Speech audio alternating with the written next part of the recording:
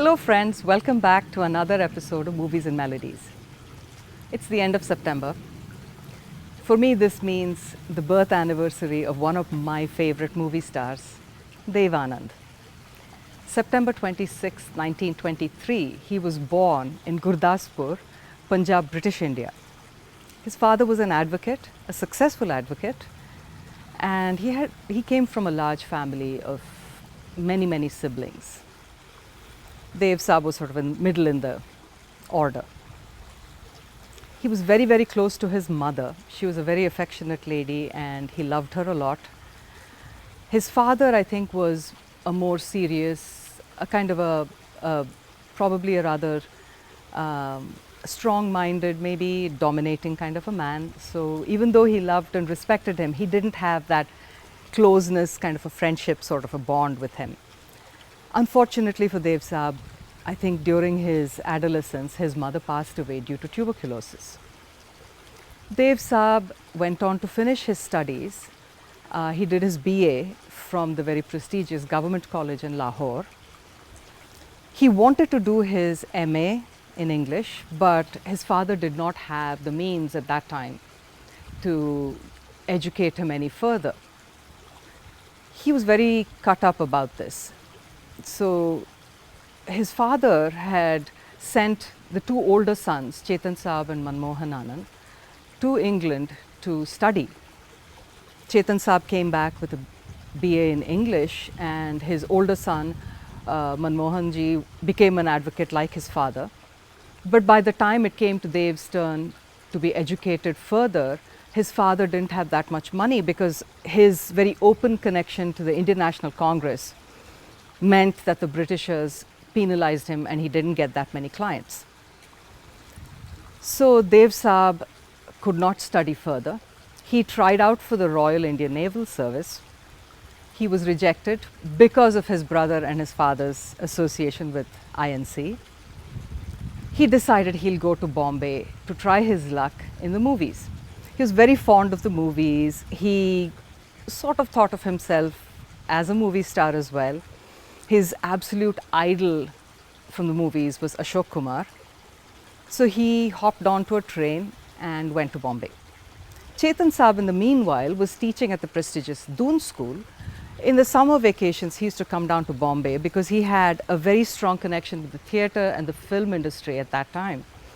And he wrote a lot of stories for movies, and he also wrote play adaptations as well as original plays for theatre. So when Dev Saab reached Bombay, Chetan Saab was there. He took him, introduced him to all his friends, author Raja Rao among them. So Dev Saab stayed with Raja Rao after Chetan Saab went back. And a few weeks later, he shifted to Khwaja Ahmad Abbas's house. K. Abbas also was a good friend. He stayed with Abbas Saab for maybe a couple of months, was unable to get any kind of a break in the movies. He felt very embarrassed about, staying with him for free because he couldn't afford to pay any kind of rent. So he decided he'll move out and somehow, manage to live. So he lied to Abbas Saab saying he had a friend who he was going to go live with, and he left the house. He's wandering around, he has no money. He starts getting very hungry. He has no way of getting any food. So his stamp album, this was something that was very precious to him. It had a lot of rare stamps. He ended up having to sell it for 30 rupees just so he could buy himself some food. Luckily for him, on that very day, a friend of his recognized him on the street. This was a childhood friend from Gurdaspur. He invited him to come back and live with him in this small room in a chawl in Bombay. This friend, Tara, and Tara's brother were living in that place, and they welcomed Dev Saab, so the three of them were there. Dev Saab got a job for a very short time as a clerk in an accountancy firm. He realized numbers were not for him, he quit. He immediately got a job as a censor in the military, where, this was at the time of World War II, 1943-44 at that time. And they needed people to censor the letters that the soldiers were writing home just so that no secret information was leaked. He enjoyed his job here greatly. He was paid like 180 rupees or something per month, which was quite big for him. In the meanwhile, Chetan Saab had quit Doon school, moved to Bombay full time to make movies. Chetan Saab also, when he came alone at first, stayed with Dev Saab and Tara in the Chawl. Then his circumstances improved. He moved to a house on Pali Hill and Dev Saab moved with him. Umaji, Chetan Saab's wife, and his young son Ketan, they all came and they were all together in Pali Hill. Dev Saab realized, this was in 1945, that being a censor was great. He loved the job, he loved his colleagues, he loved his boss, but he realized this was not getting him any closer to his goal. So he decided at that point to quit his job. He did. That's very same evening, he was on the train to going home when he met a friend who was in the theatre business. His friend said, I have been looking for you. There is a fantastic opportunity coming up. Babu Rao Pai, who was the head of Prabhat Studios in Pune, he was looking for a new face for his new movie. So Dev Saab went the next morning very early, waited for Pai to come. Mr. Pai saw him, called him in immediately and sent him off to Pune to the studios to audition with P.L. Santoshi, who was going to be director. The movie was about Hindu-Muslim unity and such. Dev Saab passed his audition with flying colours and started shooting for the film. Kamla Kotnis was his co-star. Movie was not a hit, but he was noticed. He started getting more film offers.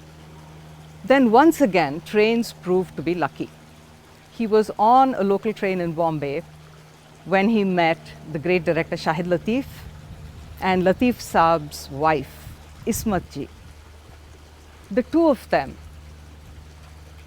asked Dev Saab to meet them at Bombay Talkies the next day. Dev Saab went, met with his idol Ashok Kumar, signed on for Ziddi. This movie came out in 48, huge success. Khemchand Prakash's music, with Prem Dhawan writing the lyrics for this particular song. I chose it because it's the very first solo song, playback song that Kishore Kumar ever sang, and it was for Dev Anand. And the song is Marne ki duaएं क्यों मांगू. मरने की दुआएं क्यों मांगूं, जीने की तमन्ना कौन करे, कौन करे, ये दुनिया हो या वो दुनिया, अब ख्वाहिश दुनिया कौन करे, कौन करे, मरने की दुआएं क्यों मांगूं.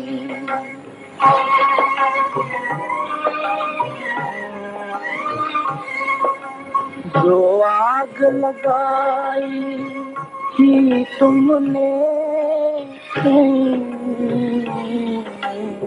जो आग लगाई कि तुमने, उसको तो बुझाया अश्कों ने, उसको तो बुझाया अश्कों ने, जो आशिकों ने भड़काई है, उस आग को ठंडा कौन करे, कौन करे, उस आग को ठंडा कौन करे, कौन करे, मरने की दुआएं क्यों मांगूं.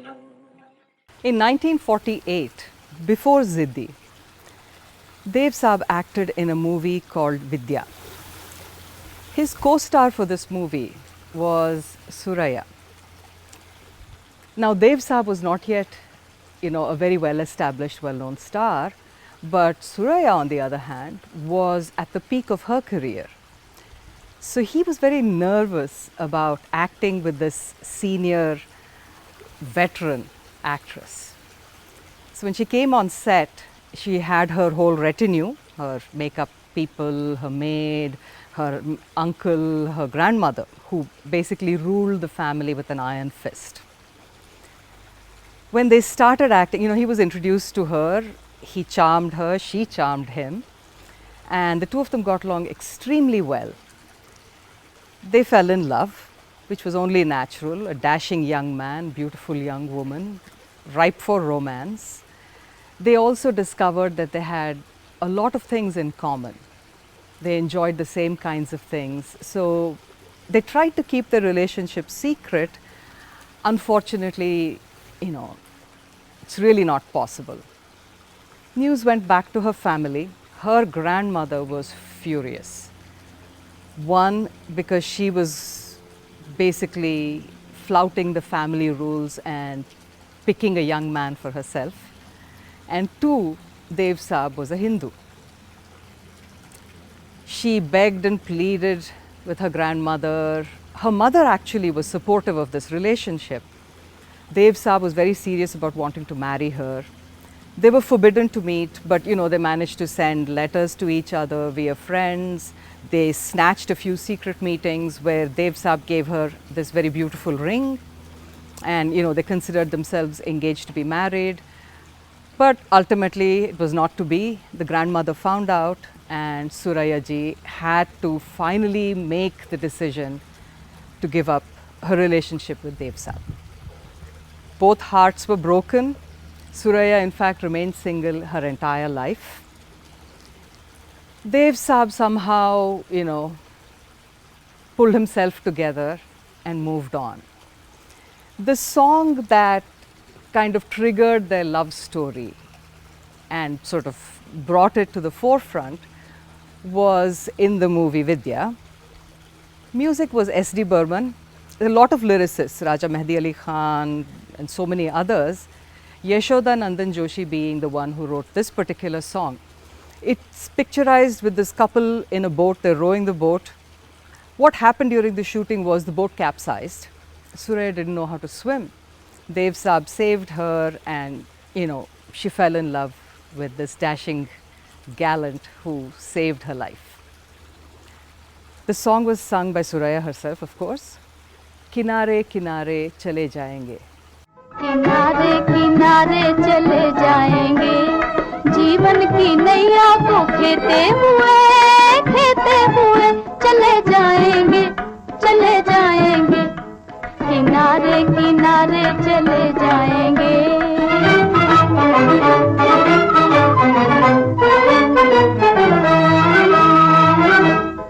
मजबूत हैं दिल के अरमान जो परवाह नहीं आए तूफान जो मजबूत हैं दिल के अरमान जो परवाह नहीं आए तूफान जो थपेड़ों से उसके बचे जाएंगे जीवन की नैया को खेते हुए चले जाएंगे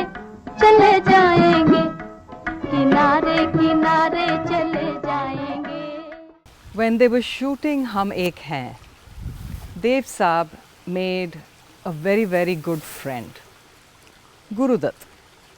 Guru Dutt was choreographer and assistant to Gyan Chakravarti for that movie. So what happened was, the laundryman mixed up the shirts of Dev Saab and Guru Dutt.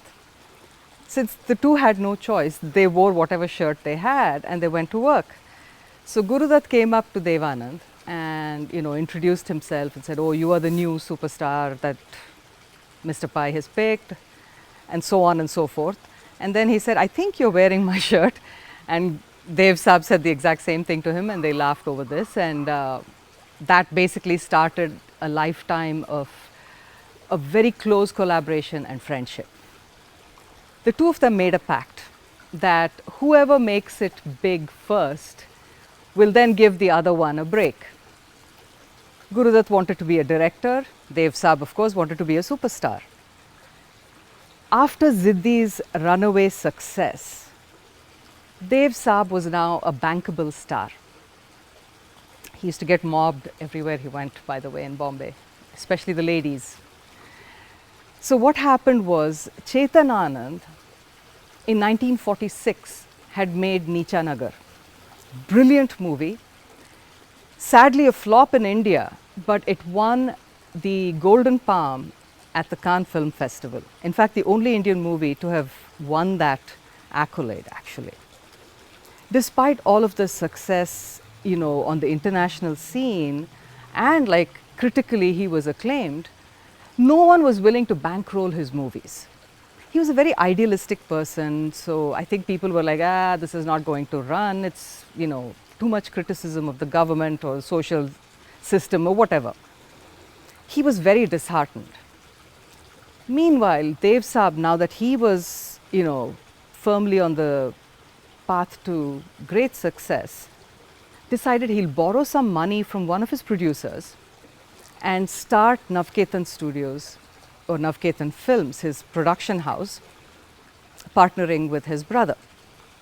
So the two of them did that. The very first movie that came out of that collaboration was Afsar. It was in 1950, Devanand Suraya. It was actually based on Nikolai Gogol's The Government Inspector. It's a satire about government corruption and so on. Chetan Anand had actually adapted it to Indian circumstances and written the play. He had also starred in it as a play, and so had Balraj Sahani, but now it was Dev Saab's turn to play that role. The movie, again, critically greatly acclaimed, but not a commercial success. Dev Saab then decided to make a more kind of a commercially viable movie, and he remembered his friend and the pact they had. So he told his brother he wanted to give Gurudutt a chance to direct this movie. Gurudutt and Balraj Sahani wrote the story and screenplay, and it was a kind of a tribute to 1940s Hollywood noir. Gurudutt was very fascinated by that style of filmmaking. It's a phenomenally well-made movie. If you haven't watched it, please watch it. It came out in, I want to say 1950, 51 probably. The shooting, I mean, as in the filming of it, you know, the black and white movie, but the noir element is just brought in very, very beautifully. This movie was also critical for a lot of people's success. S.D. Burman's first really big commercial hit as a music director. S.D. Burman Sahir collaborating for the first time, which was a fantastic thing for all of us music lovers. And again, Kishore Kumar sang for Devanand in the movie. Geeta Dutt also came into her own singing for the movie. So the song I want to share with you is actually an example also of S.D. Burman's genius in bringing in kind of scat, you know, the jazz style of scatting in a song with this particular song. तेरे तीरों में छुपी प्यार के खजाने हैं. तेरे तीरों में छुपे प्यार के खजाने हैं, तेरे तीरों में छुपे प्यार के खजाने हैं, मेरे लबों पे देखो आज भी तराने हैं, मेरे लबों पे देखो आज भी तराने हैं, डंडर डंडर डंडर डंडर डंडर डंडर डरडा आ डंडर डंडर डंडर डंडर डंडर डंडर डंडर डा.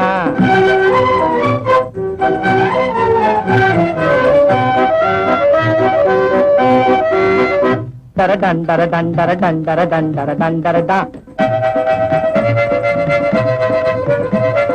डंडर डंडर डंडर डंडर डंडर डंडर डंडर डा.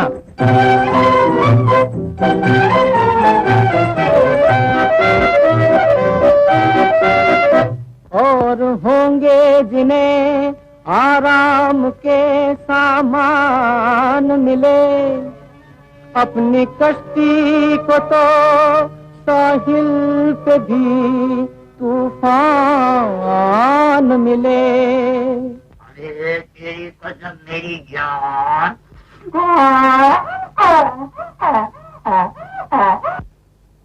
नैया पुरानी है तूफान भी पुराने हैं, नैया पुरानी है तूफान भी पुराने हैं।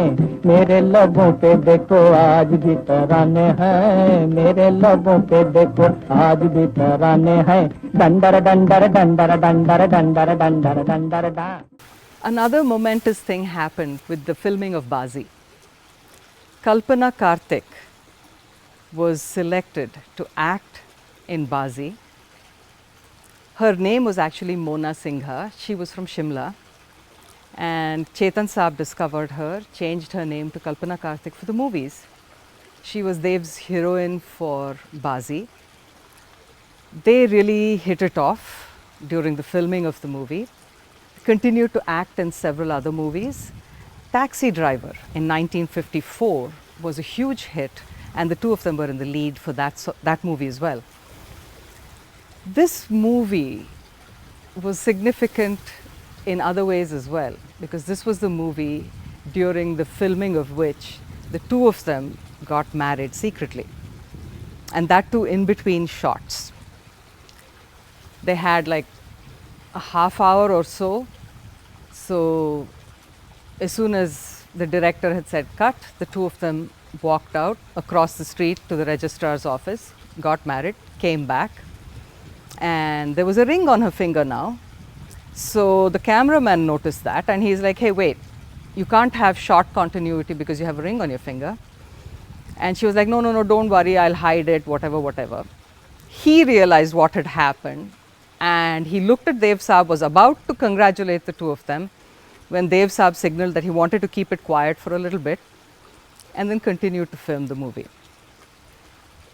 After they got married, they acted in a few more movies, and then she stopped acting and focused on her home life. Taxi Driver had fantastic music, beautiful songs. S.D. Burman, Sahir again. But there's a very sweet duet that's filmed on these two in a boat. The song is not sung by them. It's sung by Jagmohan Bakshi and Asha Ji. Asha Ji's voice is supposed to be the boatman's son. In the whole Bollywood style of young boys have female voices type theory. And Jagmohan Bakshi has obviously given his voice for the boatman. Dekho रूठे माने नहीं हसीना.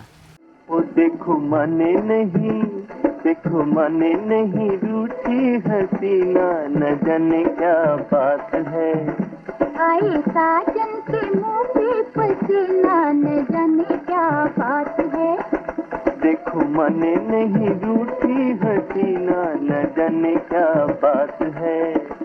आए साजन के मुंह पे पसीना, न जाने क्या बात है.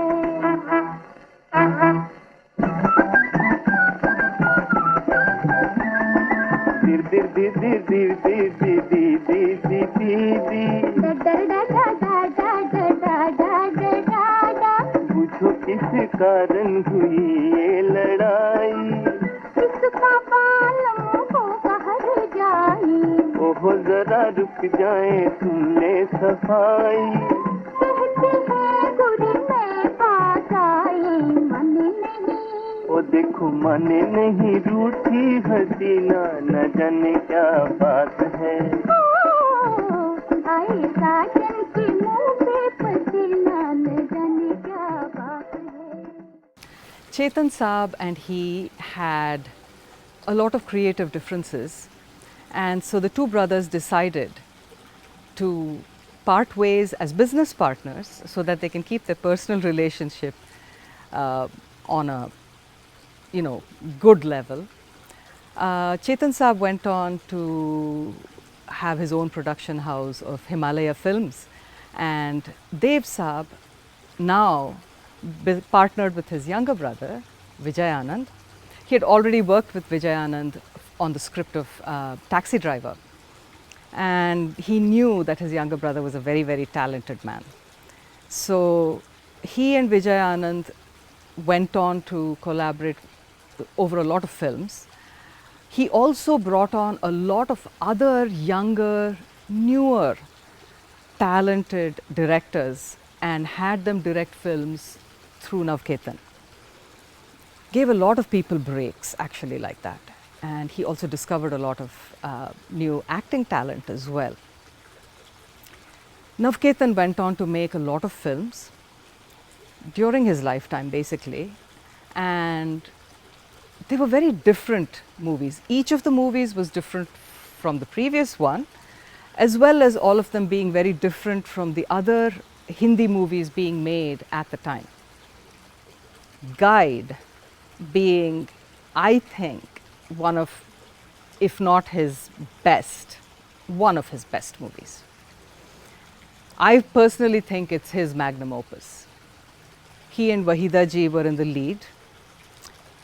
It was based on the really brilliant book by author R.K. Narayan. It was in the same name, The Guide. Dev Saab collaborated with American author Pearl S. Buck on this particular movie. They made two versions, one for the American or Western audiences in English. It was handled entirely by Hollywood. There was an American director, cameraman, all of that stuff. The whole thing, post-production was edited, cut, everything here in LA. The second version was for home audiences and it was in Hindi. Chetan Saab was supposed to direct that. What ended up happening, of course, there were a lot of arguments between Chetan Saab and Dev Saab about casting, about how the story should be played out and so on. But also at the same time, the Indian government suddenly gave Chetan Saab permission to shoot Hakikat, which was a war movie that Chetan Saab was, he had planned the whole thing, he was ready to go, he was just waiting for permission to shoot. This was to be shot at the Indochina border. So this meant, weather-wise, he had a very, very limited time frame to shoot it. So he had to drop out of Guide in order to finish his own film. So Dev Saab brought in Vijay Anand. Vijay Anand decided to rewrite the whole thing. He had a completely different idea of how to shoot it. In the meanwhile, there were a whole bunch of well-wishers maybe, but basically naysayers who were trying to convince Dev Saab not to make this movie. The theme was one of adultery, where this woman openly leaves her adulterous husband, by the way, and goes to live with this man whom she loves wholeheartedly. Dev Saab didn't listen to anyone. He knew in his gut that this was a good movie and it would do well. Went ahead, shot it, released it. He was right. This has probably been, I think, a movie that many generations have seen and appreciated. Wahida ji, of course, is absolutely phenomenal in this movie. Music, need I say it, S.D. Burman. Hasrat Jaipuri was initially signed on as lyricist, but I think there were some kind of creative differences between him and Dev Saab as well. So he decided to back out of it. Shailendra ji was brought in. And my goodness, what wonderful lyrics we got out of that. This song that I'd like to share with you today is, I think, hard to kind of make the claim of it as my favorite in the movie, but it sort of kind of is. Rafi Saab has sung it. It's a beautiful love song. And the music, the lyrics, the singing are exceptional, but it's been matched by Dev Saab and Wahida ji on screen as well. तेरे मेरे सपने अब एक रंग है.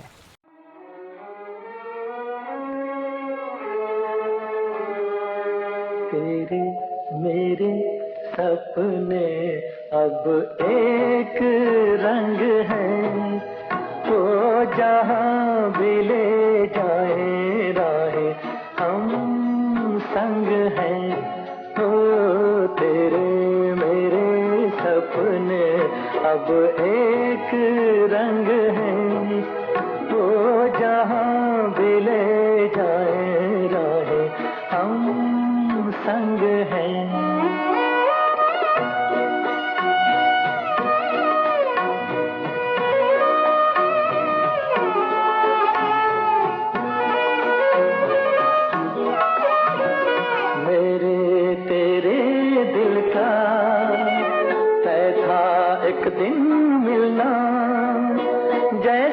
बाहर आने पर तय है फूल का खिलना, मेरे तेरे दिल का तय था एक दिन मिलना। जैसे बाहर आने पर तय है फूल का खिलना, ओ मेरे जीवन साथी तेरे मेरे सपने अब एक रंग है, वो जहाँ भी ले जाए राहें हम संग हैं। Dev Anand went on to direct and write a lot of movies in addition to producing them. His first directorial venture was Prem Pujari in '71. Co-starred him with Wahida ji. He introduced Nargis ji's niece Zahida as well in this movie. It was about espionage and how he was obviously like a raw agent in this, and he's trying to save India from another war and so on and so forth. The movie sadly was not a hit. It was actually a nice movie, worth watching, and the music, S.D. Burman, absolutely brilliant music. This time S.D. teamed up with Gopal Das Neeraj. Beautiful lyrics. Neeraj Saab was such a lovely poet. Sadly, he was not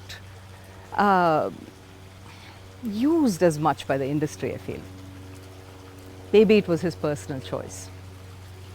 But the song that I really love from this movie, it's a very playful duet. On screen, Wahida ji and Dev Saab are also very cute. They had great chemistry between the two of them, and they really enjoyed working with each other. Kishore Kumar and Lata ji have sung it. Shokhiyon mein ghola jaye phoolon ka shabab. शोखियों में घोला जाए फूलों का शबाब, उसमें फिर मिलाई जाए थोड़ी सी शराब, होगा यूं नशा जो तैयार, वो प्यार है। शोखियों में घोला जाए फूलों का शबाब।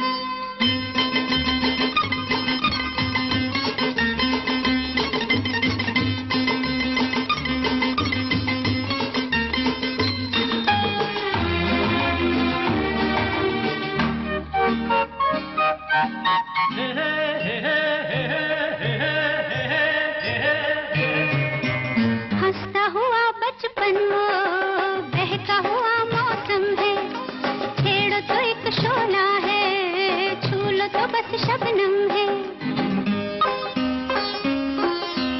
हंसता हुआ बचपन वो बहका हुआ मौसम है, छेड़ो तो एक शोला है, छू लो तो बस शबनम है।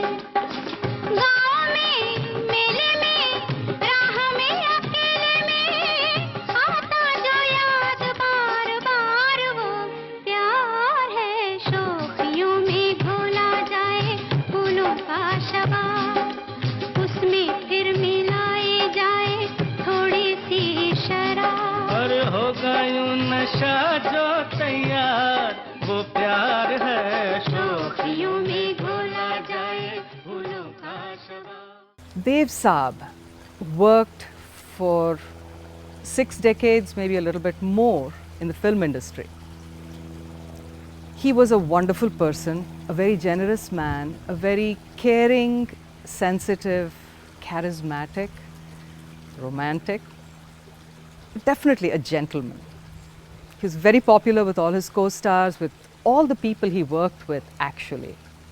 He introduced so many new actors to the industry, Zeenat Aman, Tina Munim being two of the most significant ones in the 70s and 80s. He continued to work right up to the very end. December 3rd, 2011 was when he passed away due to a cardiac arrest in London. He was 88, and this was just 2 months after he released his last movie, Charge Sheet. A truly amazing talent. We'll be back with a lot more of his songs, because for me, this was in a way dissatisfying because there's so much I want to share about his movies and the music from all his movies. We will be back with more on him for sure.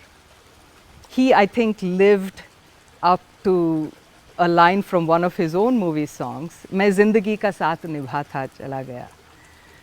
Anyway, I will be back in 2 weeks. Until then, remember, music is food for the soul. Keep listening.